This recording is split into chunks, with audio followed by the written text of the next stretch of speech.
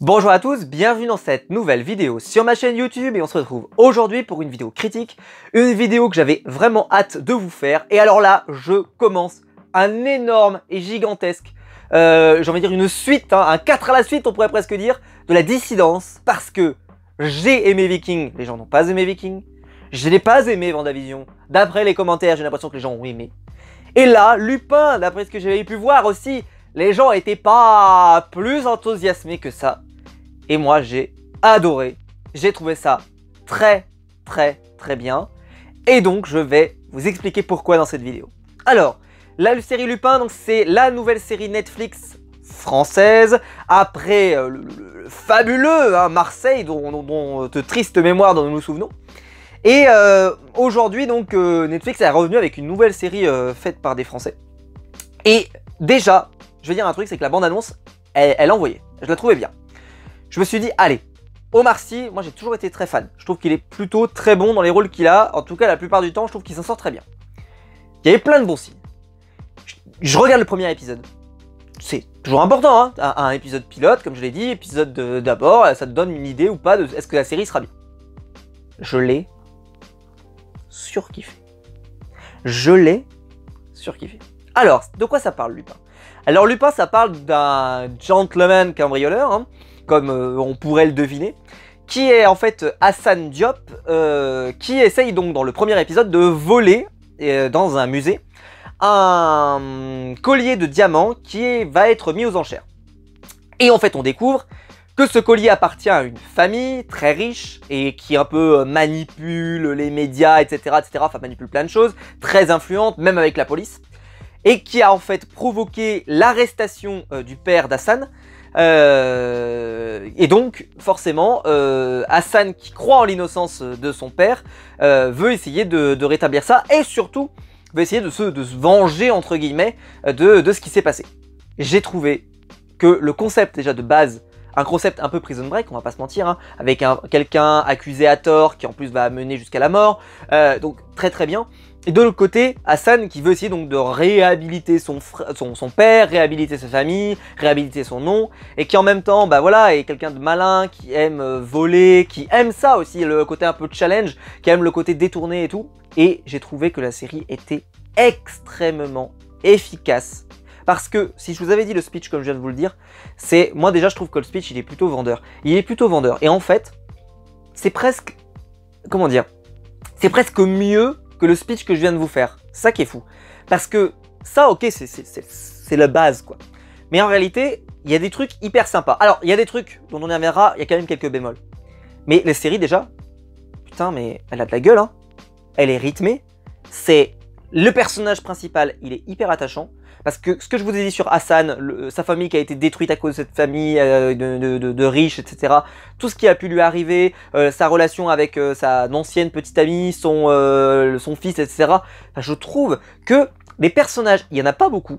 Il n'y en a pas beaucoup. Mais par contre, tous les personnages sont bien faits, bien réussis, et ça donne envie. Alors, il y a des personnages qui sont un peu étranges, on y reviendra, parce qu'il y a des trucs, des fois ça dit putain, mais au sens général du terme, tous les personnages sont très facilement identifiables et sont très attachants ou en tout cas on arrive à les détester facilement. Et il y a des personnages qui sont en plus intrigants dans la famille justement des riches qu'on pourrait dire les pourris. Et ben on découvre qu'il y a aussi peut-être leur fille par exemple n'est pas une pourrie par exemple. Peut-être qu'elle va vouloir aider Hassan Diop, etc.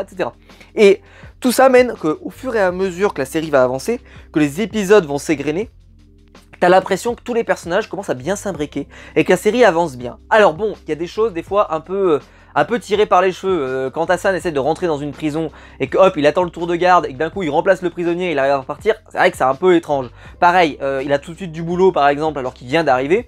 Donc il a tout de suite du boulot et vous allez me dire qu'aucun gardien ne reconnaît que c'est pas lui. Enfin bref, vous allez me dire que bon, il y a beaucoup de prisonniers, donc peut-être qu'ils ne les reconnaissent pas. Moi, si vous me demandez, hein, je croise plein de gens toute ma journée et je pourrais pas tous les reconnaître comme ça. Donc peut-être qu'effectivement, ils les reconnaîtraient pas immédiatement. Mais je trouve que par contre, la scène était stylée, la scène était géniale. Quand il est comme ça là et puis qu'il lui dit juste t'as vu hop il y a un changement, allez hop je prends ta place et je trouve que c'était sympa. Après bon par exemple, je vous l'ai dit, il a du boulot tout de suite par exemple. Souvent le boulot vous l'avez pas tout de suite quand vous arrivez dans une prison. Mais là, lui, il a du boulot. Ce qui fait que il peut se permettre, par exemple, de rentrer dans les cellules des autres, de pouvoir récupérer des objets, etc. Bon, effectivement, c'est un petit peu... Mais il faut que ça avance. Ça avance peut-être à marche forcée, mais ça avance. Et ce qui fait que, justement, il n'y a pas de perte de rythme, je trouve. Tout est très efficace. Un peu, des fois, voilà, le scénario fait que ça avance, on pourrait dire. Mais je trouve que ça donne du rythme, on s'ennuie jamais. Je me suis pas ennuyé, hein. Les 5 épisodes, je les ai enchaînés là. Heureusement que si j'avais pas dû me coucher, je pense que j'aurais pu me les binge-watcher. Ça, c'est une série qui se binge-watch extrêmement bien. Parce que, contrairement à Viking, dont je parlais la dernière fois, qui était une excellente série, mais qui, pour moi, si on la binge-watch, perd un peu de son effet parce qu'il y a vraiment des cliffhangers extrêmement bien travaillés. Là, le rythme est fait pour que ça soit effréné et qu'on ait envie de le regarder tout d'un coup, comme un gigantesque film. Et ça, c'était super. Je l'ai dit, Omar Sy, grosse réussite. Même tous les personnages qui gravitent autour, le mec qui est avec lui, qui l'aide pour ses casques, qui l'aide pour des trucs informatiques, etc. Il est cool. Les policiers. Alors les policiers, bon, il y a un truc qui me perturbe avec les policiers. Déjà, ils sont très bien. Ils sont très bien. Je trouve que tous les personnages sont vraiment cool. Le policier qui mène l'enquête et tout, qui a une attitude très pragmatique. La fille qui, elle, par contre, elle veut un peu mener... Elle croit à rien, mais juste un peu à des faits. Et puis, vous en avez un qui, lui, lit du Arsène Lupin et pense qu'il y a un truc derrière. Pourquoi pas? Et donc, tout le monde se marche un peu sur les pieds, mais il y a un truc qui m'a un peu étonné, c'est que l'inspecteur en chef, on pourrait dire du lieu, quand quelqu'un lui parle de Arsène Lupin, lui, pour lui, tout de suite, il dit « Non, mais arrête, tu racontes n'importe quoi ». Alors, je comprends tout à fait si, par exemple, tu as une piste solide, une piste qui avance, une piste qui te mène quelque part, que t'écoutes pas le loustic du coin qui te dit « C'est Arsène Lupin ». Ok, je comprends. Mais il y a un moment, en fait, où ils se retrouvent littéralement sans piste. Littéralement, ils ont pas de piste. Ils ont rien. On leur donne des visages, il y a 4 visages différents. Enfin, honnêtement, ils ont que dalle. C'est-à-dire que là, ils sont avec la queue entre les jambes, ils ont rien. Et il y a un mec qui arrive et qui propose quand même une idée qui a l'air quand même de se tenir parce qu'il a des, enfin je veux dire, il a des éléments, l'anagramme, il sort tout un tableau avec plein de trucs qu'il a récupéré. Il dit bah attendez, là il y a un truc, ça commence à se recouper. Limite c'est non mais tu déconnes, allez hop, on passe à autre chose. C'est-à-dire qu'ils y accordent même pas vraiment d'attention. Ce qui est un peu dommage, bon ça va servir le scénario, hein, parce que justement ça va faire que ils vont se rencontrer avec Hassan, donc très bien, pourquoi pas. Mais quand même, j'aurais bien aimé, je trouvais ça un peu étonnant, que tout de suite, de façon un peu arbitraire, en disant non, c'est pas possible. Comment ça, d'où c'est pas possible? Bien sûr, regarde un petit peu, regarde. Après, si vraiment ça te semble nul, ok. Mais quand t'as rien du tout, je veux dire, quand t'as que dalle, que t'as rien pour avancer, que t'as aucune idée, que t'as pas tu peux pas te projeter, etc. Tu lances un truc. Tu lances un petit caillou, comme on dit, tu lances un os dans la mare, quoi. Pour essayer de voir, tu regardes la liste, tu regardes le listing, tu dis bah tiens, ah ouais, bah tiens, ça a l'air peut-être sympa. Si ça te plaît pas, tu creuses pas, mais au moins tu t'y intéresses, tu dis pas non de façon un peu robotique comme ça, ah non, ça m'intéresse pas. Ce qui fait que donc je me suis dit, alors c'est évident que non, hein, parce que il y a déjà quelqu'un de pourri dans le commissariat. Mais je me suis dit, ça se trouve, le mec, il bosse, peut-être, avec Hassan. Mais ça va pas se confirmer, je pense, parce que on le voit bien, Hassan et lui, par exemple, ils sont tous les deux au moment du cambriolage dans le musée. Bah, il a pas l'air de le reconnaître et ça serait vraiment très poussé qu'il soit dans le coup, quoi. Mais dans l'absolu, il y a quand même des marqueurs qui diraient que, vu qu'il a l'air tellement braqué, qu'il a pas l'air de vouloir le reconnaître, et que quand il propose des photos, etc., bon bref, peu importe, mais c'est vrai que c'était un peu étonnant. De tout de suite être réfractaire et de tout de suite dire non, ça m'intéresse pas, c'est sûr que c'est pas ça. Alors que par contre le commissaire, on va dire l'officier vraiment chef, voilà, qui lui par contre connaît Hassan et a provoqué la mort du père, en tout cas par lien de ce qu'il a fait par rapport à ce qui a été demandé par la famille de Bernadi, je crois comme ça, enfin, la famille en tout cas riche qui possédait le collier. Tout ça, je trouve que ça a été extrêmement bien amené.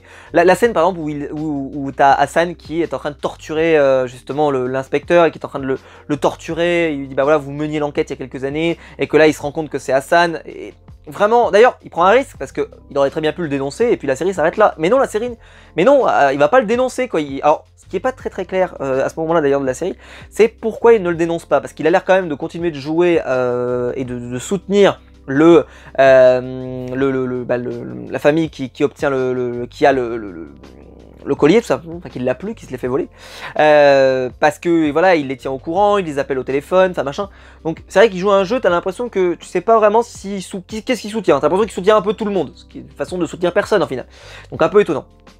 Mais par contre, il y a eu des super idées, comme par exemple bon, le moment où il mange au restaurant et tout, ça c'était très sympa.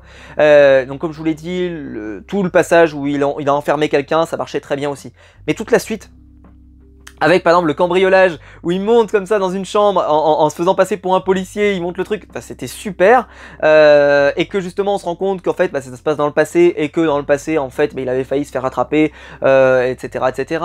Et puis que là il lance un assassin à ses trousses et qu'en même temps donc la journaliste journaliste romancière qui l'aidait se fait assassiner. Enfin en tout cas ils font comme si elle s'était suicidée mais elle s'est fait assassiner. En même temps, entre-temps, il avait été à la radio, enfin dans une sorte de web radio, on pourrait dire émission de télé, dans lequel il pense amener des images compromettantes et d'un coup, hop, la caméra, enfin la cassette change et en fait il y a rien de compromettant là-dedans et tout va bien. Et là, tout s'effondre quoi, alors que là il est à ça de gagner et ça s'effondre. Et j'adore ce genre de série moi, où t'as l'impression que tu vas toucher au but et puis hop, t'as encore un obstacle, et encore un obstacle, et encore un obstacle, avec un rythme comme ça effréné. Après voilà, hop, il remonte, il va voir sa famille avec lequel il y a un anniversaire, il enchaîne, il monte dans le train, et puis là dans le train t'as l'assassin qui est derrière, qu'il voit quand il prend un selfie avec sa famille, etc. Et tout ça s'enchaîne extrêmement bien, je trouve que c'est extrêmement huilé, il n'y a aucun moment je pense où on peut décrocher, ça c'est très fort, c'est très addictif, ça donne envie, c'est peut-être pas aussi addictif que Casa de Papel, faut pas exagérer, mais c'est quand même très addictif. T'as qu'une seule envie en fait, c'est de savoir où ça va amener. Est-ce qu'il va réussir? Et quand il n'y arrive pas, en plus il y a un petit côté, voilà, il lutte contre une puissance forte, voilà, le pognon, la toute puissance. Donc tu te mets de son côté, même si pourtant c'est un voleur, mais tu te mets de son côté. Et donc c'est pour ça que je vous dis que c'est un personnage, le personnage d'Hassan, qui est vraiment super. Et en plus, alors là, coup de génie, les trucs dans le passé où tu découvres les origines de Hassan, donc par exemple, bon, parce qu'il s'est passé quand il était petit, la première rencontre avec sa petite amie et tout, et bah, je trouve que ça rajoute à la sympathie qu'on peut avoir pour sa famille, pour lui. Et donc, comme je l'ai dit, le personnage, il a beau être cambrioleur, je crois pas que c'est possible, en tout cas je pense, de le détester ce personnage. Je pense que c'est obligé qu'on l'aime. C'est obligé qu'on se dise, mais c'est un super personnage, et on n'a qu'une seule envie, c'est qu'il y arrive. 5 épisodes, je les ai pas vus passer. Je me dis donc, on a vu la moitié de la saison, donc il y aura une autre moitié qui va arriver derrière. Et c'est sûr que vu qu'il y a vraiment un objectif, c'est se venger et faire payer la famille d'en face. Ok. C'est sûr que ça risque par contre de faire que la série va pas pouvoir durer 150 ans. C'est-à-dire que je pense que peut-être ça durera qu'une saison, enfin, une moitié et une autre moitié, et ça va s'arrêter. Parce que s'il atteint son objectif, j'ai envie de dire, ça risque de s'arrêter. Ou alors, est-ce qu'il va continuer, mais après ça va être un truc juste de cambriolage.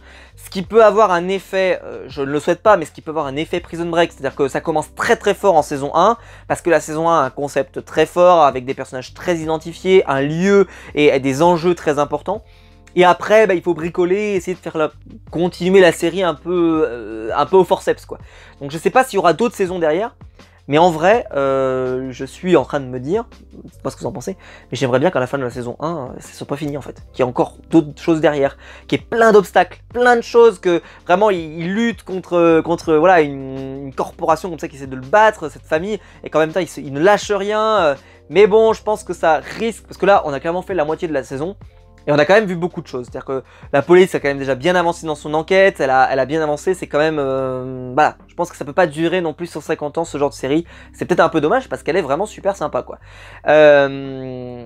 Et en plus, comme je l'ai dit, c'est une série qui est assez jouissive, parce que je trouve que les scènes sont plutôt sympas. Quand par exemple, il arrive donc à s'évader de la prison, je trouve que la scène est assez jouissive.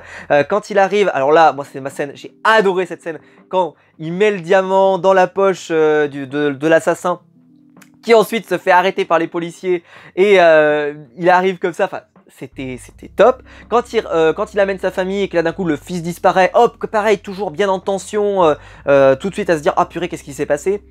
Très réussi. Voilà, ça s'enchaîne bien.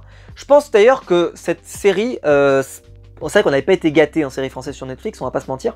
Mais là, justement, ça redonne confiance en des séries françaises sur Netflix, qu'on peut produire vraiment des séries de qualité. Et parce que là, ben, honnêtement, elle est pas cheap. En plus, l'utilisation de Paris, j'ai envie de dire, c'est quand même sympa. Par exemple, la scène dans le parc à Paris, elle est sympa. Hein. Honnêtement, si vous êtes un étranger, par exemple, la série cartonne à l'étranger, mais tu m'étonnes, il y a des plans magnifiques de la ville de Paris. Qui est quand même une ville qui fait rêver dans le monde. Hein. Pour ceux qui vivent dans le métro, ça fait pas rêver, mais dans le monde, ça fait rêver. Hein. Je vous le dis tout de suite, ça fait rêver, c'est comme ça. Et ben, je trouve que ça donne une belle image de la ville de Paris. Ils ont utilisé là, le musée du Louvre, ils ont utilisé, comme je dis, un très très grand parc qui est vraiment sympa. Le fait voilà, de circuler dans les rues de Paris, je trouve que ça donne un certain cachet à la série. Qui est vraiment cool, et comme je l'ai dit, moi le premier épisode avec le cambriolage pour enlever le collier, je l'ai adoré. Alors bien sûr je m'y attendais, hein, le truc, il mène une équipe, l'équipe veut l'avoir, donc il va leur donner un faux collier, etc. Je m'y attendais un peu, mais en même temps c'était tellement bien fait, que j'étais content que ça se passe comme ça, quoi. J'étais content que ça se passe exactement comme je me l'étais imaginé dans ma tête. Comme le côté de ah il a le collier déjà, il l'échange, il le jette dans la poubelle, et puis après, alors je me suis dit en plus il repart avec, parce qu'on s'est tous dit ça, ah il a changé de collier, et puis là il le fouille, il n'y a pas le collier, et tu te rends compte qu'il l'a mis dans la poubelle, et là il fait le lien avec ce qu'il a dit au début, il n'y a qu'une seule chose qu'il fouille pas, c'est les poubelles, et là il va le chercher dans la poubelle.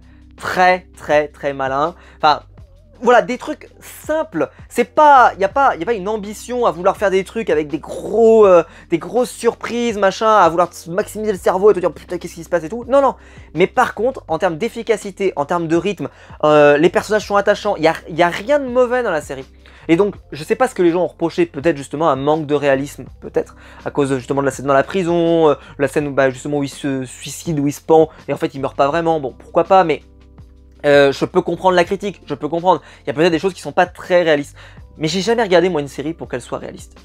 Voilà, perso c'est pas ma cam, je préfère regarder une série qui a envie en tout cas de me donner, et puis je trouve pas qu'il y a quelque chose, il y a rien qui m'a sorti, il y a rien où je me suis dit, voilà, non il y a des choses où je me suis dit, bon, il y a quelques facilités, mais c'est des facilités qui sont très bien faites, et qui servent à maintenir un rythme très fort, qui fait qu'on s'ennuie jamais. Et ça, dans une série télé, moi j'aime bien quand on s'ennuie pas non plus. Et là, je pense honnêtement, dites-moi hein, dans les commentaires si vous êtes ennuyé devant la série Lupin. Parce que dites-moi comment c'est possible, parce que j'arriverai pas à me l'imaginer. Je veux dire, mais vu les forces de la série, les atouts de la série, je pense, honnêtement, hein, c'est que mon avis, mais je pense que c'est une série sur laquelle on peut pas s'ennuyer. Parce que c'est tellement bien fait. C'est tellement... Et puis en plus tous les personnages sont bien. Donc il n'y a pas un personnage où tu te dis oh merde machin. Non, ils sont tous bien et ils jouent tous bien. Ils sont tous intéressants. Donc vraiment c'est une série que je recommande. J'attends la deuxième partie. Je sais pas du tout quand est-ce qu'elle sera diffusée. Dites-moi ça dans les commentaires si vous le savez. Mais je l'attends avec impatience. Là les 5 épisodes ça m'a donné grave envie de voir la suite. Je suppose que les 5 prochains seront tout aussi bons. Et le fait d'en avoir diffusé 5 et puis 5, c'est bien aussi parce que même si c'est une série comme je vous ai dit qui se binge-watch tout à fait. Mais le fait d'en avoir diffusé 5 et puis 5 plus tard, pour la plateforme, je trouve que c'est bien parce que ça fait que les gens restent abonnés. Hein, ça c'est quand même malin. Et aussi, ça fait que t'as vu toute la série en un mois, enfin en une journée, pardon, et puis après tu l'as oublié, tu l'as recraché et puis c'est terminé. Ce qui arrive malheureusement trop souvent aux séries Netflix. C'est-à-dire qu'il y a des séries Netflix hyper stylées, mais vu que tu les as regardées en une journée en binge-watching, t'en retiens que dalle. Et après tu passes à autre chose. Alors que là tu auras eu le temps de la mûrir un petit peu, de te dire ah ouais c'était pas mal, et hop quand ça va arriver la deuxième partie, tu seras content de t'y replonger, tu te replongeras peut-être même d'ailleurs dans les premiers épisodes et après t'enchaîneras avec la suite.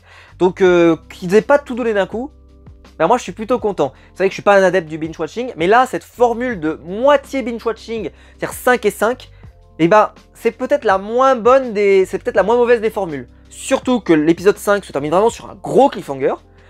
Qui fait vraiment un peu fin de saison et tout, donc ça marchait très bien.